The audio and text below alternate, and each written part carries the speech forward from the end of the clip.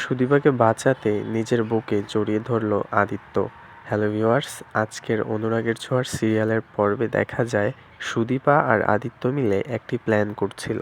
তাদের লক্ষ্য ছিল সেই জায়গার মানুষগুলোকে ধরার যেখানে কম দামে নকল ওষুধ বিক্রি করা হয়।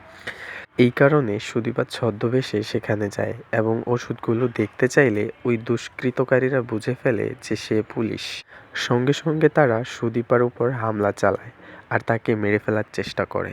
সেই সময় সুদীপা চিৎকার করে ওঠে আদিত্য বলে। আদিত্য দৌড়ে এসে সব গুন্ডাদের সঙ্গে লড়াইয়ে নামে। তখনই একদল লোক পিছন থেকে সুদীপাকে ধরে গাড়িতে তুলে নিয়ে যায়, কিন্তু আদিত্য পিছন ছাড়ে না। সে পুলিশের ফোর্স নিয়ে তাদের গাড়ির সামনে পৌঁছে যায়, সুদীপাকে উদ্ধার করে। ভয়ে কাঁপতে থাকা সুদীপা গাড়ি থেকে নেমেই আদিত্যের বুকে ঝাঁপিয়ে পড়ে। আদিত্য তখন তাকে জড়িয়ে ধরে বলে, এই তো আমি আছি, তোমার কিছুই হবে না। সুদীপা কান্না ঝরা কণ্ঠে বলে, আমি ভেবেছিলাম আপনি আসবেন না। আদিত্য মৃদু হেসে বলে, তুমি পড়ে গেলে আমি কিভাবে চুপ থাকতে পারি।